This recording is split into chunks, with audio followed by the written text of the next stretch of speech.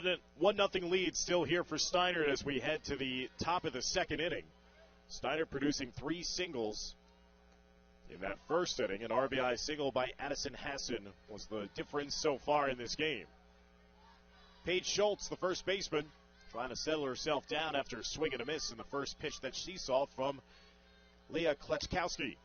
Hard hit ground ball down to second base. Heineman will make the sure-handed play over to Jessica Fox, and the leadoff hitter is retired to begin the top of the second inning.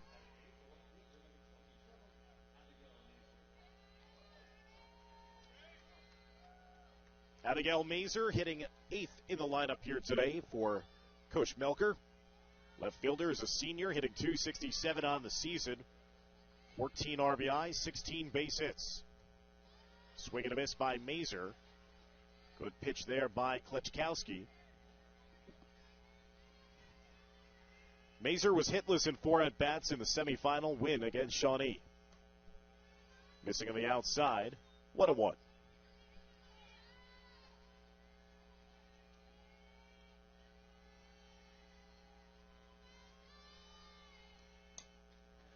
That one is off the bats. Will it fall? It will. A diving effort. Unable to come up with it as Cruz going all the way down to second, sliding.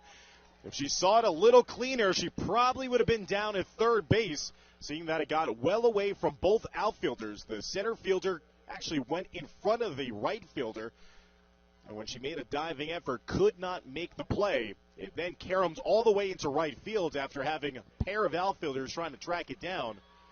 Unbeknownst to her, Mazer then slid into second, content with a double. Could have had a triple. We'll see if that comes back to bite Steinert. Runner down at second with 1 out. After the double by Mazer, 4th hit of the game already for the Spartans, as they were looking to play a little small ball with the bunt attempts.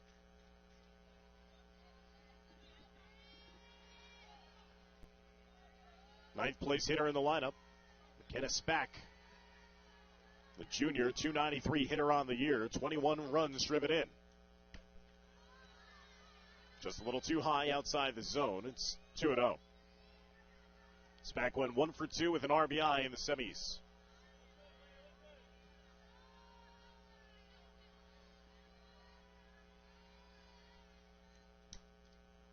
That one is fisted down the right side, but in foul territory. Good late swing there, nearly propelled its way down into fair territory.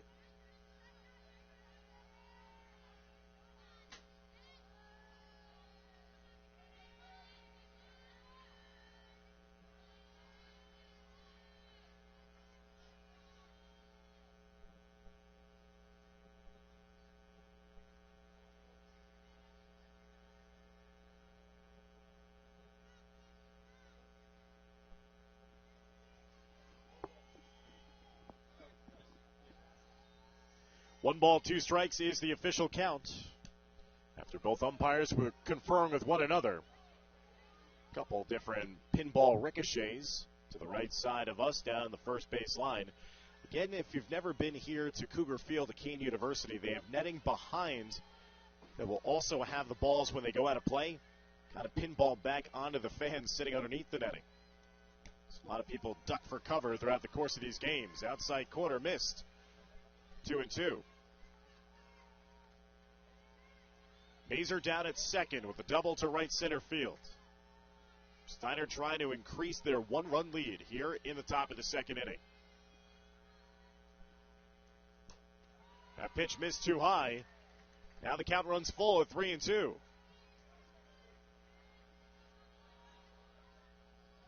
Two straight outside the zone for Leah Kleczkowski. Trying to hunker down here. She has only 1 strikeout so far in this game. The 3-2. That one is hit on a line drive. That's going to fall behind the center fielder all the way to the wall. That's going to bring home Mazer. Again, a big turnaround second. Content with coming back is Spack. And it is a 2-0 lead for Steinert.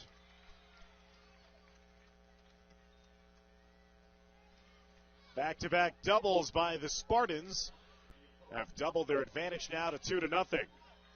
And Steinert is getting great contact on these pitches from Kleczkowski so far in this game. Already with one out here in the top of the second inning, Steinert has produced 5 hits in this game.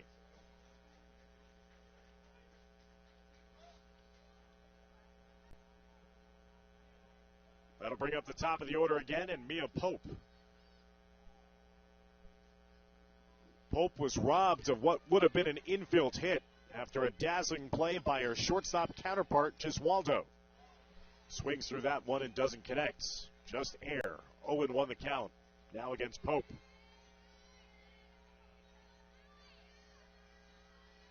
Hitting over 500 on the season. You can see why. That's a hot shot off the glove of the second baseman. That's going to drive in another run.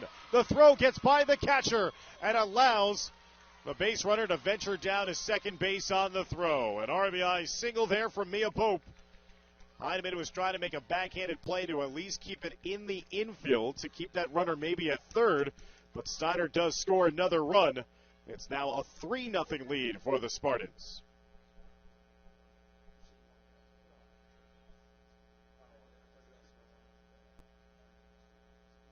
That is now 3 consecutive hits produced in this inning for Steiner.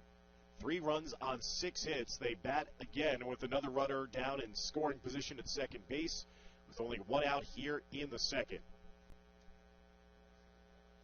We've seen a lot of low-scoring games so far here today at Kane. 1-0 game in the first game of the day that was finished in extra innings and 10 innings when we finally found our first run.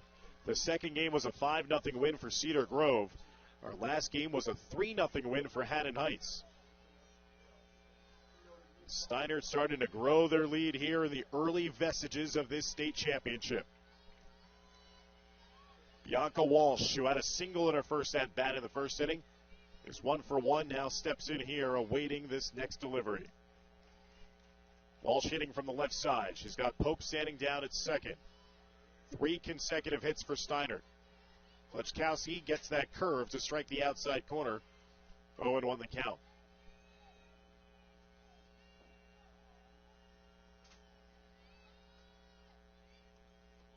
Flies ball too high.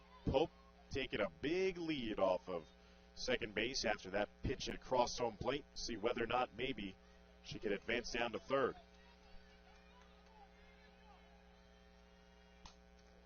That one, again, will have eyes and fall into shallow right field. Went off the end of the bat.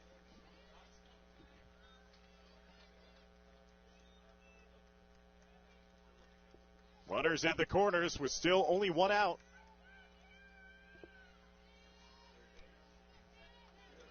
I know Morse Knowles has the capability to score a lot of runs themselves with opponent offense, but if you're Coach Heineman, you have to wonder how long of a leash you have with your pitcher here in the state final.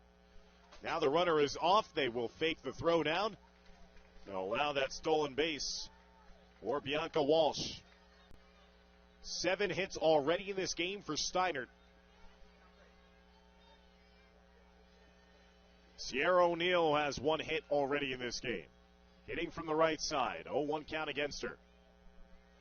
Kleczkowski tried to groove that one in of the outside corner. Could not find the strike zone. 1-1. 4 consecutive base hits now for Steinert in this second inning since the leadoff hitter was retired in a ground ball to second. That was high and tight, and now it's a 2-1 count in favor of O'Neill.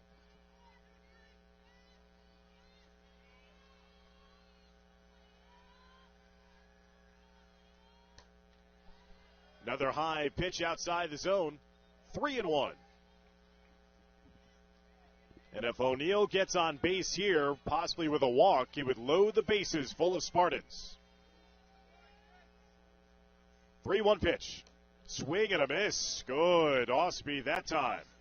Had O'Neill guessing fastball. Swung a little too early, and that runs the count full at 3-2.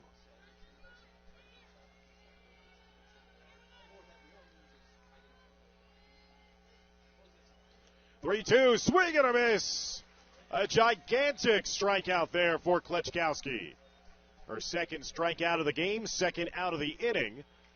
And now a potential pathway out of harm's way. Runners at second and third, but with 2 outs in the inning. Bonacci was the first strikeout victim for Klitschkowski in this game.